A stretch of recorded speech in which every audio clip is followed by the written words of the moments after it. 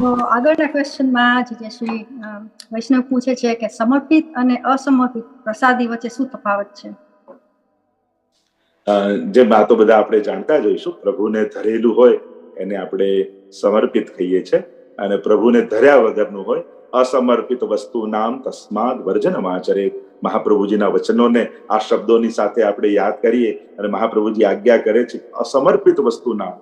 જે પણ અસમર્પિત છે એટલે કે કેવલ ભોજન પૂરતું નથી, જીવનના દરેક પાસાઓને સમર્પિત કરવાની વાત છે કે આ પ્રભુનું આપેલું છે, પ્રભુની પ્રસાદી છે, એવી વિચાર સાથે જીવવું. અને પ્રભુ ગીતાજીમાં પણ કહ્યું છે યત કરોસી યદસ્નાસી યદ જોસી દદાસી યત તપસ્યસી કૌંતેય તત્કુરુસ્વ મદર્પણમ. તું જે કાંઈ કરે છે મને અર્પણ કર, મારે સમર્પિત કરીને સ્વીકાર કર. કારણ કે પ્રભુને સમર્પિત કરીને લીધેલું એ પ્રસાદી બની જાય છે. ધરીએ તારે સમર્પણ કહેવાય, એને પ્રાપ્ત કરી એ પ્રસાદી થઈ જાય. જેમ પ્રસાદી શબ્દનો પણ એમણે પ્રશ્નમાં ઉપયોગ કર્યો, એટલે કે સમર્પણ કરવું એટલે કે ધરવું, અને પછી ઠાકોરજીની સરાઈને પ્રાપ્ત કરીએ એ પ્રસાદી. એટલે કે પ્રભુની પ્રસન્નતા જેમાં ભળી છે, પ્રભુનો પ્રસાદ એટલે પ્રભુની કૃપા જેમાં ભળેલી છે. અને દરેક વસ્તુમાં ભગવત કૃપા દ્વારા જ્યારે વસ્તુ મળે છે ત્યારે એ વસ્તુ બંધન કરતા નથી હોતી, ઉદ્ધાર કરતા હોય છે.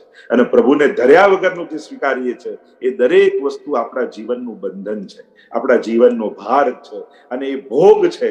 અને ઠાકોરજીને ધરેલું હોય એ ઠાકોરજીનો પ્રસાદ છે, એ ભાવ છે, એ આપણું કલ્યાણ કરનારું છે. ખૂબ સુંદર જે છે. તો આગળ વધતા આપણે ક્વેશ્ચન છે કે વ્રતચર્યાના પદ અને હિલગના પદનો અર્થ શું છે, અને આપણે તે શા માટે ઠાકોરજીની સન્મુખ ગાઈએ છીએ પદો? એ પદો ગાવાનો તો આનંદ જ કંઈક જુદો હોય છે. ઈલગાદીના પદો કેવા સુંદર પદો હોય. ખરેખર ભાગ્યશાળી છે જે જીવ કીર્તન શીખે છે. અમારા કીર્તન વર્ગોના દરેક વૈષ્ણવને આપણે વધાવી લઈએ કે ખરેખર ભાગ્યશાળી છો.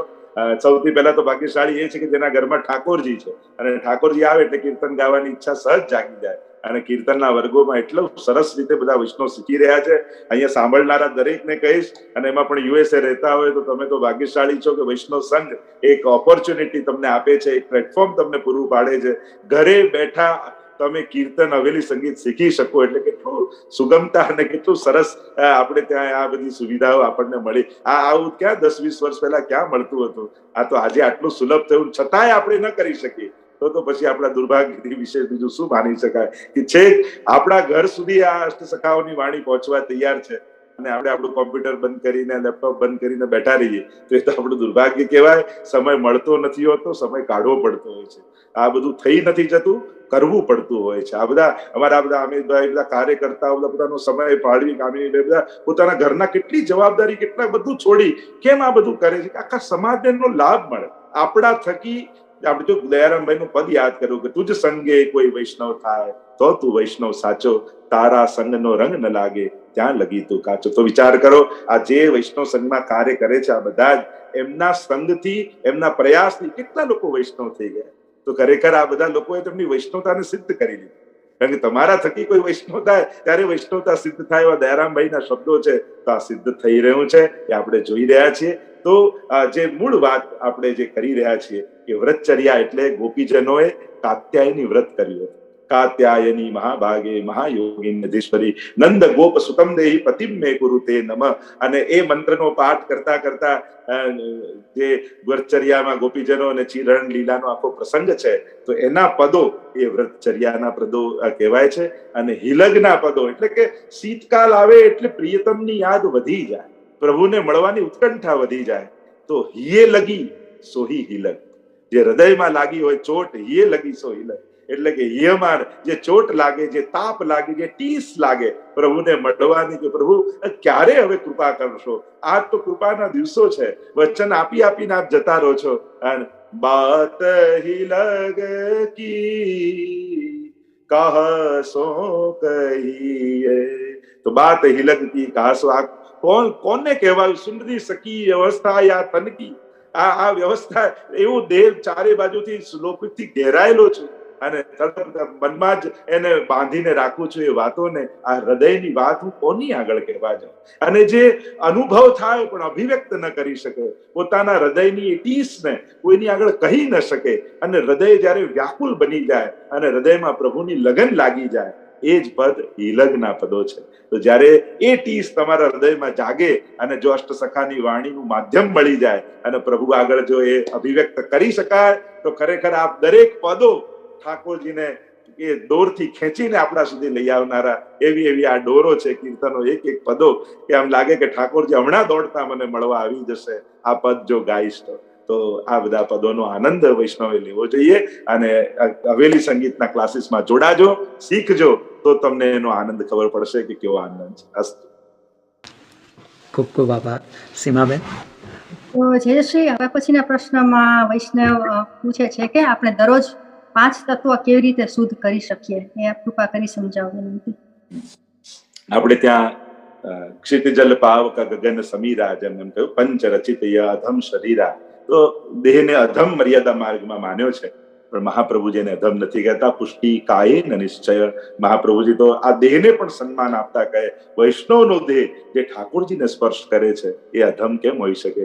જે આંખો ઠાકોરજીને જુએ એ અધમ કેમ હોઈ શકે? જે કર્ણ કથા સાંભળે એ અધમ કેમ હોઈ શકે?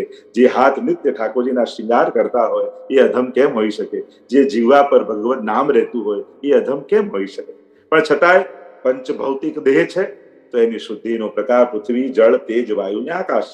આ 5 તત્વ કહી તો પૃથ્વી તત્વ જયારે સેવામાં જઈએ છે ત્યારે ચરણામૃતનું ગ્રહણ આપણે કરીએ છીએ, અને જયારે ચરણામૃત તમે લો છો ત્યારે તમારા દેહમાં જે પૃથ્વી તત્વ છે 5 તત્વમાંનું એ શુદ્ધ થઈ જાય છે.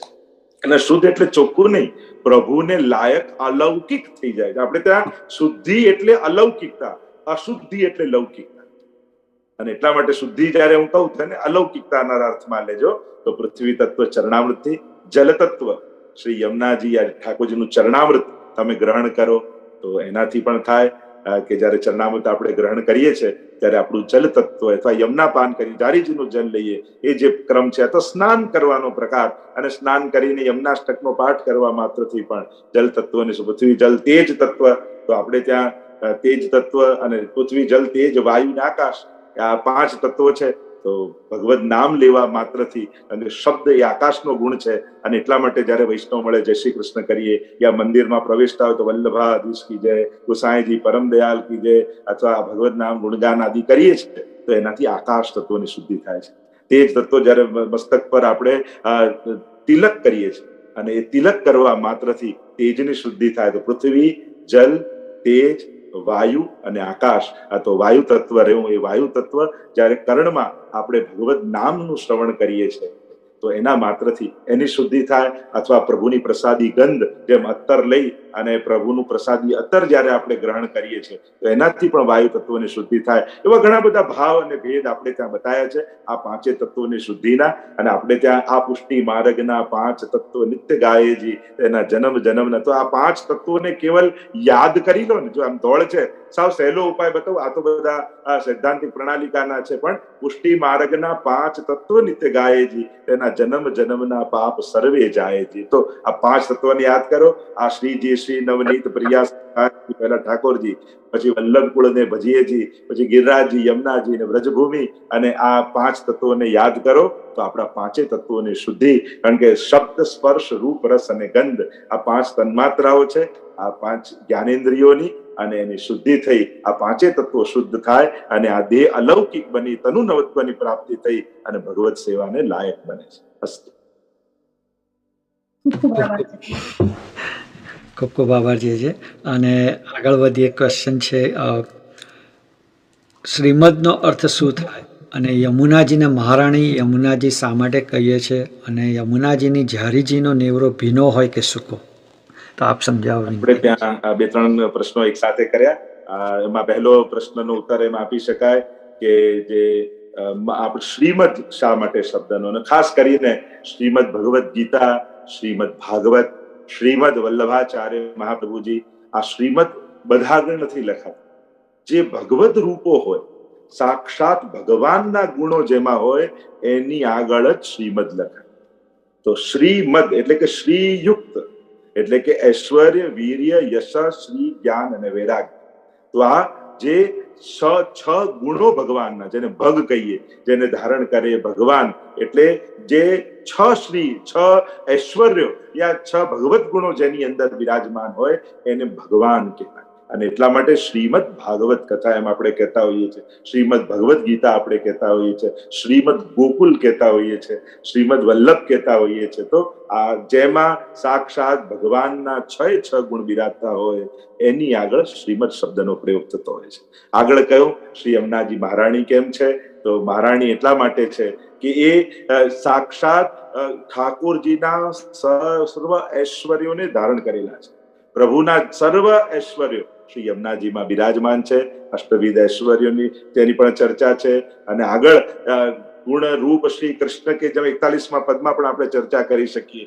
જે ઠાકોરજીનું વર્ણ છે એવા છે, જેવું રૂપ ઠાકોરજીનું છે એવા છે, જેવું ઠાકોરજીનું સામર્થ્ય છે એવા છે, જેવા ગુણ ઠાકોરજીમાં છે એવા શ્રી યમુનાજી. કૃષ્ણામ કૃષ્ણ સમામ કૃષ્ણ રૂપામ કૃષ્ણ રસાત્મિકામ કૃષ્ણ સંબંધ કારણી, આ બધા જ પ્રભુના ગુણો શ્રી યમુનાજીમાં પ્રગટ બિરાજમાન છે. અને એટલા માટે બાકી બધા રાણી છે, શ્રી યમુનાજી મહારાણી છે. એમ તો આ રાધાજી માટે પણ મહારાણી શબ્દનો પ્રયોગ ક્યાં કરતા હોય, પણ પુષ્ટિ માર્ગમાં વિશેષ રૂપે યમુનાજીને મહારાણી કહેવામાં આવે છે. અને એટલા માટે પણ જે અષ્ટપટરાણીઓ છે, તો એ અષ્ટપટરાણીઓમાંના યમુનાજી એ કાલિંદી જુદા છે, અને આપણા મહારાણી શ્રી યમુનાજી એ પ્રિયાજી છે, અને એટલા માટે મહારાણી છે. અને બીજો પ્રશ્ન કર્યો નેવરો, તમે ભીનો હોવો જોઈએ કે કોરો હોવો જોઈએ, એવો એક પ્રશ્ન છે.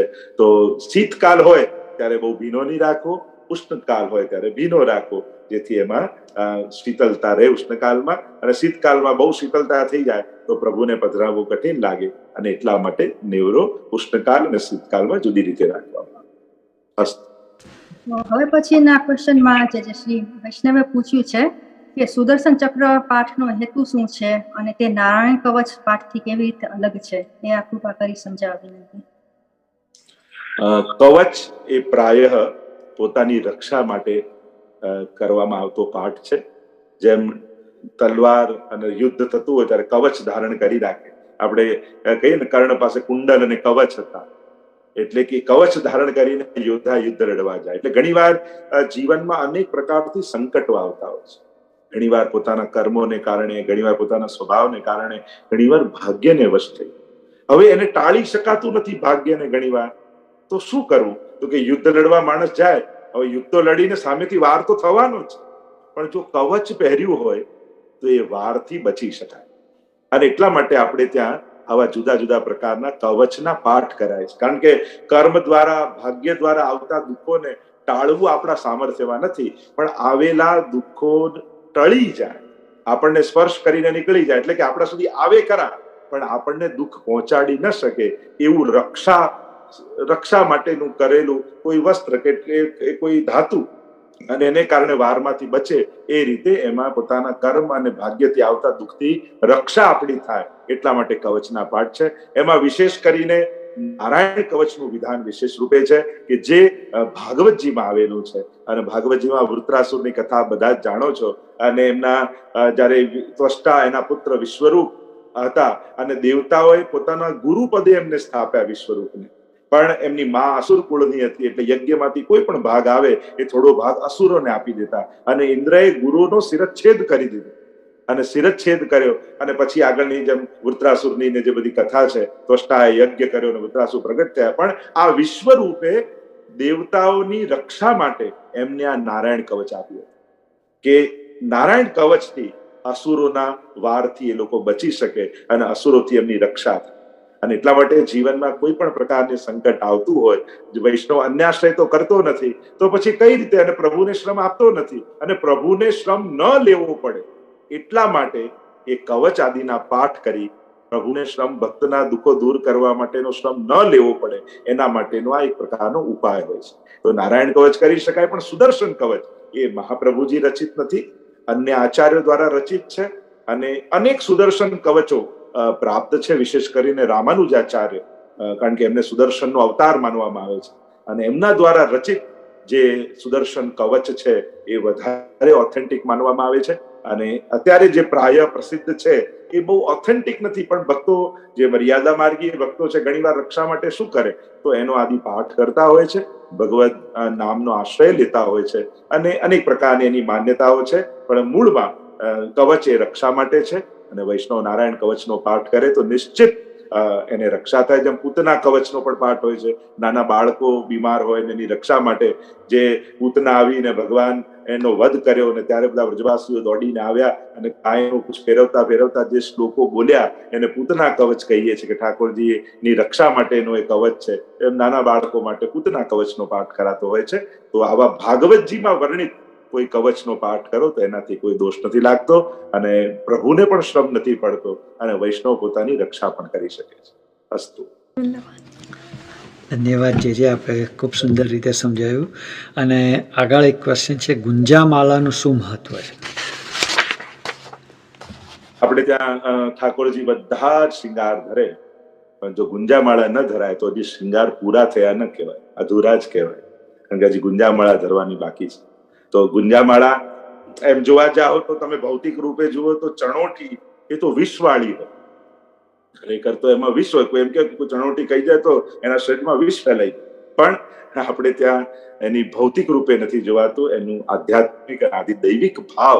કારણ કે પુષ્ટિ માર્ગ એ ભૌતિકતાનો માર્ગ નથી. પ્રભુ લૌકિક નથી અને મનુ તે નહીં લૌકિક. પ્રભુ સંબંધી કોઈ વસ્તુ લૌકિક નથી. આપણી ભગવત સેવા લૌકિક નથી. એમાં વપરાતા સાધનો લૌકિક નથી. એટલે અહીંયા અલૌકિકતા અને આદિ દૈવિકતાનો ભાવ હોય છે. ગુંજામાળામાં એ 4 યુથ 4 રંગના ભાવથી બિરાજમાન હોય છે. કાળો, લાલ, શ્વેત અને પીળો દોરો. જે મેં પૂર્વમાં રંગની વાત કરી, એ 4 રંગો એ 4 યુથોના ભાવ છે. અને 4 યુથોના અધિપતિ, કારણ કે એક શ્રૃંગાર અથવા બધા શ્રૃંગાર સ્વામીજી કરે તો બીજા યુથોને લાભ ક્યારે મળે શ્રૃંગાર કરવાનો? કારણ કે બાકી બધા જ શ્રૃંગાર તો સ્વામીજીનો અધિકાર છે. તો એમ કહેવાય કે સ્વામીજી કૃપા કરી જે અન્ય યુથો છે એના યુથાધિપતિને બોલાવે છે, સખીજનો તમે પણ આવો. અને 4 યુથ સાથે મળી અને ઠાકોરજીને આ છેલ્લી ગુંજાની માળા ધરાવે છે અને ત્યારે પ્રભુના શૃંગાર પૂરા થાય છે. કારણ કે 4 યુથોના ભાવથી, સમસ્ત ગોપીજનોના ભાવથી આ છેલ્લી માળા 4 યુથાધિપતિના હસ્તે ધરાઈ છે. તો હવે પ્રભુને પૂર્ણ સંતોષ શૃંગારનો થાય. એટલા માટે ગુંજામાળા દ્વારા શૃંગારની પૂર્ણતા છે. આ ભાવ ગુંજામાળાનો છે. અસ્તુ. જશે આ છેલ્લો ક્વેશ્ચન વૈષ્ણવ પૂછે છે કે કાન જગાઈ અને તેનું મહત્વ શું છે? એ આખું પાકરી સમજાવો. અન્નકૂટના દિવસો આવે ત્યારે એક દિવસ પૂર્વ ગાયને બોલાવવામાં આવે. કારણ કે જયારે ગોવર્ધન પૂજા હોય ત્યારે વિશેષ રૂપે ગાયને બોલાવવામાં આવે. અને એ ગાય, જેમ તો હવેલીમાં એવો ક્રમ છે કે ગોબરના ગિરિરાજજી બનાવવામાં આવે અને જયારે ગોવર્ધન પૂજા થઈ જાય ત્યારે ગાયને લઈને પધરાવવામાં આવે ને ગાયનું ચરણ એ જે ભાવાત્મક ગિરિરાજજી હોય એના ઉપર પધરાવવામાં આવે અને એ રીતે ગોવર્ધન પૂજા પૂર્ણ થતી હોય છે. એટલે ગોવર્ધન, ગાયોનું પૂજન, ગિરિરાજજીનું પૂજન, આ બધા જ પૂજન એ ગોવર્ધન પૂજામાં સમાયેલા છે. પણ ગાય એ પણ ભગવત રૂપ છે અને એટલા માટે અન્નકૂટના એક દિવસ પહેલા એ જ ગાયને મંદિરમાં આરતી છે અને આરતી થયા બાદ ગાયને પ્રભુની સન્મુખ બોલાવવામાં આવે અને વલ્લભકુલ એમનું પૂજન કરી અને એના કાનમાં એમ કે કલ બેગી આવ્યો ગોવર્ધન પૂજા, આવું કાનમાં કહેવામાં આવે. અને કાનમાં કહેવામાં આવે એટલે ગાયને પણ આનંદ થાય કે અરે કાલે અમારા ગોવર્ધન પૂજા થવાની છે, કાલે અમારા ઠાકોરજી ગિરિરાજજી સ્વરૂપે બિરાજશે અને એમની ગોવર્ધન ગાયોનું પૂજન થશે. અને એમ કાનમાં કહેતા જ ગાયના કાન ઊંચા થઈ જાય અને તત્પર થઈ જાય ગાયો કે હવે અમે બધા જ ઠાકોરજીની પાસે જઈશું ને પ્રભુ અમારું પૂજન કરશે. તો એ કાનમાં કહેવાતા એ શબ્દને કાન જગાઈ કહીએ છીએ. અને એ કાન જગાઈ આ રીતે વિધિ થતી હોય છે અને પછી ગોવર્ધન પૂજાનો ક્રમ થતો હોય છે. અસ્તુ.